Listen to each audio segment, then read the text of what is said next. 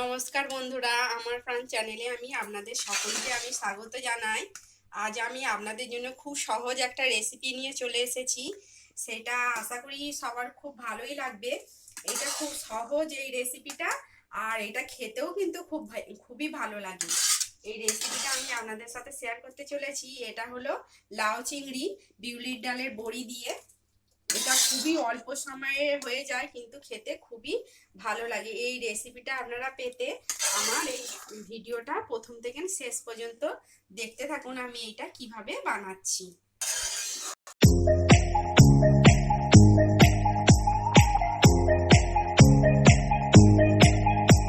আজ আমি আপনাদের কাছে চলে এসেছি, দেখে বুঝতেই পারছেন কি রেসিপি বানাবো। আজ আমি এই যে একটা চাল কুমড়ো নিয়ে চলে এসেছি, লাউ, সেটাই আমি আজকে লাউ চিংড়ি বানাবো। সেটা বানানোর জন্য কি কি উপকরণ লাগবে সেটা আমি দেখিয়ে দেবো। প্রথমে দেখো, আমি একটা একদম কচি নরম চাল কুমড়ো নিয়েছি।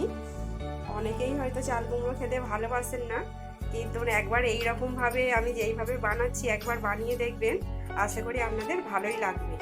এখানে লাউ চিংড়িটা বানানোর জন্য এই যে ছোট ছোট করে আমি লাউ কেটে নিয়েছি, আর যে এটা চাল কুমড়ো, আর এখানে আমি 50 গ্রামের মতো চিংড়ি মাছ নিয়েছি, আর পোস্ত নিয়েছি 1 চামচ, কালো জিরে 1 চামচ, জিরে 1 চামচ নিয়েছি, এখানে পেঁয়াজ একটা নিয়েছি, আর শুকনো লঙ্কা দুটো, তেজপাতা দুটো, বিউলির ডালের বড়ি নিয়েছি এখানে কটা। এইগুলো দিয়ে আমি এই লাউ চিংড়িটা বানাবো।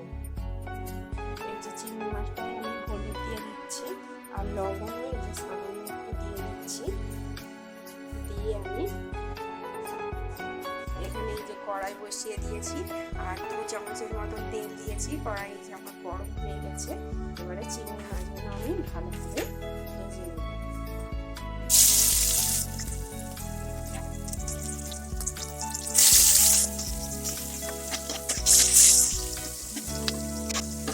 চিংড়ি মাছগুলো আমি এক সাইডে করে দিচ্ছি ভেজে।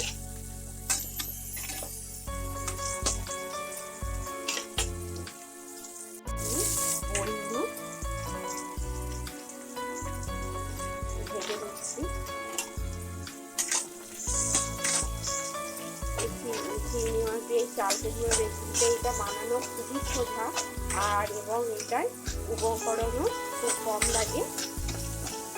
আর যারা এই চাল কুমড়োটা খেতে ভালোবাসে না, তারা একবার এটা বানিয়ে দেখবে, ভীষণই ভালো লাগবে।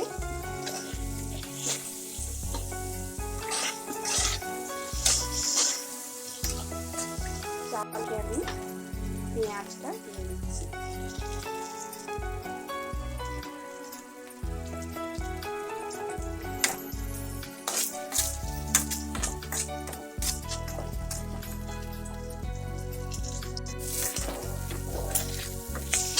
পেঁয়াজটা আমার ভাজা হয়ে গেছে, একটু তেল দিয়ে তারপর শুকনো লঙ্কা দিয়েছি দুটো, তেজপাতা দুটো দিচ্ছি, জিরে দিচ্ছি 1 চামচ, 5 ফোড়ন দিলাম 1 চামচ, পোস্ত দিচ্ছি 1 চামচ,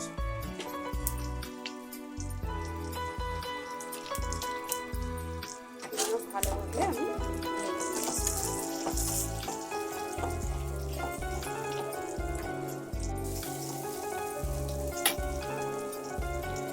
এগুলো সব ভালোভাবে ভাজা হয়ে গেছে। এবার আমি এর মধ্যে লাউটা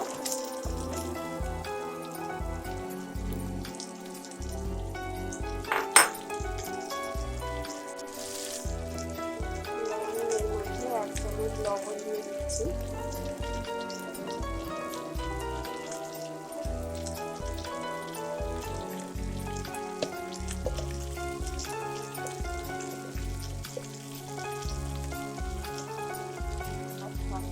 হলুদ দিয়ে দিচ্ছি।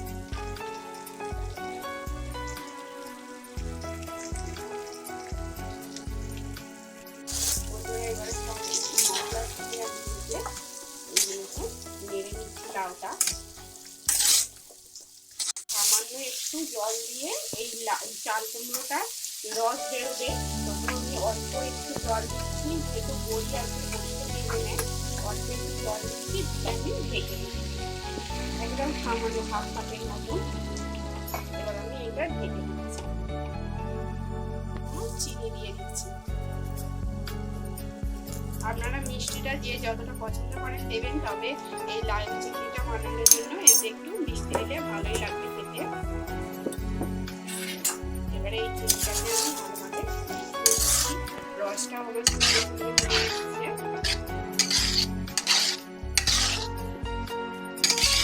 আর অল্প একটু মানে ঢেকে দেবো 2-3 মিনিটের জন্য, তারপরে এই লাউ চিংড়িটা আমার রেডি হয়ে যাবে। বন্ধুরা এবারে এইটা হালকা করে দেখছি যে লাউটা ঠিকঠাক ভাবে সিদ্ধ হয়ে গেছে নাকি। লাউটা খুব ভালোভাবে সিদ্ধ হয়ে গেছে আর কতটা হয়ে গেছে দেখুন। এটা গরম ভাতে মানে রাত থেকে রাখতে লাউ চিংড়িটা আমার তো ভীষণই ভালো লাগে লাউ চিংড়ি খেতে। আপনাদের কেমন লাগে সেটা আপনারা কমেন্টে জানাবেন। এবারে গ্যাসটা আমি অফ করে দিচ্ছি।